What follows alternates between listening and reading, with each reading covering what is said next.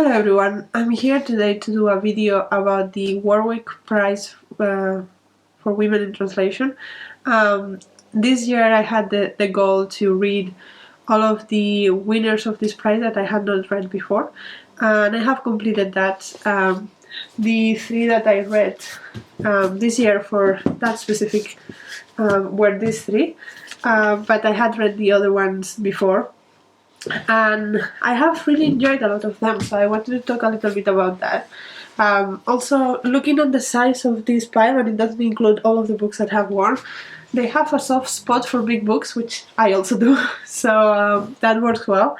But yeah, I think I will go through all of the winners so far and talk a bit about them and my feelings on the prize and stuff. So the first iteration of this prize was in 2017, and the winner was Memoirs of a Polar Bear by Yoko Tawada, which I read a while ago, and I thought it was okay.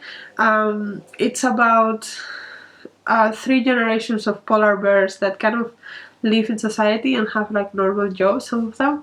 I think one of them was a writer, one of them worked in a circus, and the other one, I don't remember, I think office job or something like that. And kind of like the hardships of them, and it was a lot of commentary on different aspects of society, but I thought it was a little bit forced, the polar bear thing.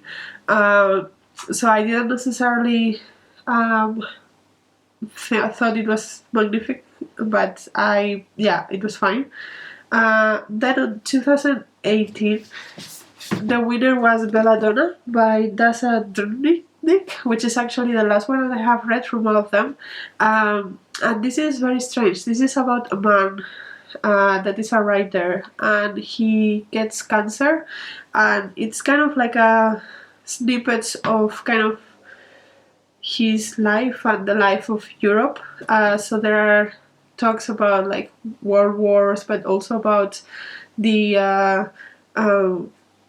Yugoslavian war in the 90s, and then more recent events as well. Obviously 2018, like things like the Ukrainian war is not there, but there are a lot of wars, and the this is kind of in modern day, like they have Skype and things like that.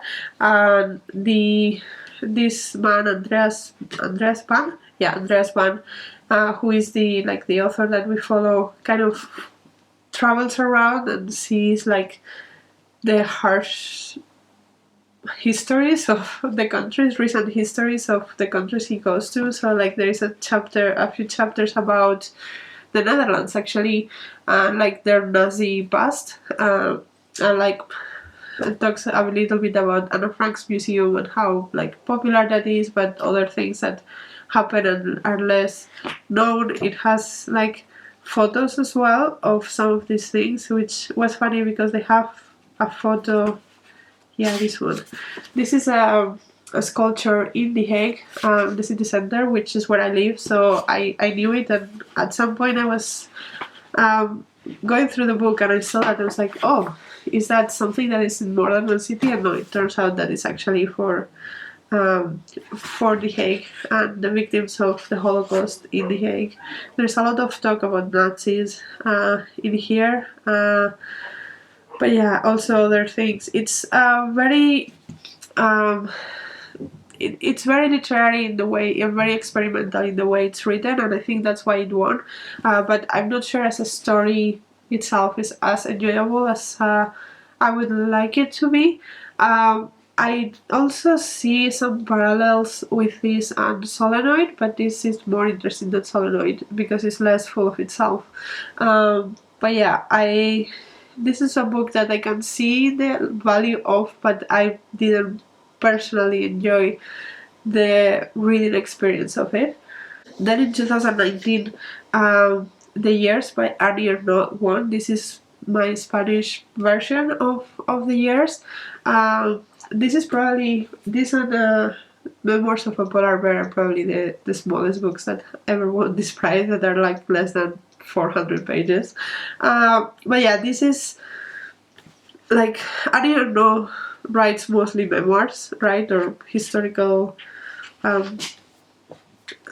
autobiography kind of things, and this kind of goes throughout her whole life and highlights the main things that happen throughout her life, and like the things that she finds to be socially and politically and culturally relevant in those years. But it's like very, very episodic. Like everything is like just a paragraph, and I think that if some of the things she was saying, I was like, yeah, that makes sense. But as a whole, I think if you have not had the exact same life experience as her, meaning you were born in the same decade as her and you were living in France and like had the experience of the cultural things that went on in France in all of these different years, you don't get the full picture of this, because it did reference certain things, but it didn't like go in depth or explain or anything. It was just like, yeah, you remember that thing that we did or that happened. Yeah. Like imagine someone that was born after the Twin Towers went down and you were like, yeah, like 9/11, you remember how we all know what happened then. And you're like, yeah, but also no, because like some people were not there. So yeah, it was a little bit. I find Annie Ernaux, like I agree with a lot of the points she makes, but then I finish her books and I'm like, I don't need to read Annie Ernaux ever again. So yeah, a little bit disappointed by that, but I don't think that's the fault of the book. It's more of a me and Annie Ernaux don't get along kind of thing. Then in 2020, this is when I think the price starts getting good. The Eighth Life by Nino Haratischvili won.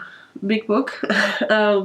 But yeah, this is kind of like a family saga about the family in Georgia that are like some of the members are more into the regime at the time, the USSR. Stalin is from Georgia, so he has a big. He's never mentioned by name, but he has a big part to play in this novel. And we follow, like, the characters are quite diverse and they have quite diverse things that happen. It's kind of brutal. Like, I have heard it referred before as this family saga about this family that makes chocolate. The chocolate part is an element at the beginning, but afterwards it's not so much, and it's also not like that makes it sound to me like it's gonna be sweet. It's not sweet. But yes, I really enjoy this. I thought it was really well done and I want to reread it at some point. Obviously I'm a bit intimidated by rereading it just because of the size, but I really enjoy this and I think it's worth a read, and yeah, I mean, it's great. Then the next book in 2021 was An Inventory of Losses by Judith Schalansky, and this is kind of like a collection of stories and mentions of things and people that have been forgotten. And it's very well written, it's very poetic and everything, and I thought at the time when I was reading it, I found it very interesting. I have to say I don't remember as much as I would like to have remembered, so probably not very memorable, but it was a good read while I was reading it. So yeah, that's that one was okay. Then in 2022 they had two winners. One of them was Tom of Sound by Drndić and the other one was Osable by Marit Kaplan. Both of them are kind of chunkers. And so Tom of Sound is about this woman in India and like the tension with Pakistan and all of that, and she's kind of like becoming a little bit mad, and the writing is also very like poetic but also very playful, and like it has a lot of puns and stuff, which I personally don't think I got as much of as I could have, just because of my background probably, but I thought it was a good book, but I did find it a little bit tedious to go through at some points because I thought it was going to be more political than it was, and the political stuff didn't start until the last like 200-300 pages, and it's a 700-page book. So I was a little bit misguided on what this was, and I think that's why I didn't enjoy it as much as I could have, and I want to reread it because I know that a lot of people love it, and I think it's a book that has the potential for me to love it too. It's just that the mind space that I was in when I read it, and the the things surrounding the moment that I read it might not have made me enjoy it as much as I could. So that's definitely one that I want to reread. And the other winner of that year is Oswald by Mike Kaplan, as I said. And this I read recently in January, and I loved it. So this is about rural life in Sweden, and it's written also in a very like sharp way, and it's kind of like interviews with every single person in the village. I have a full review of this, so I will link it somewhere.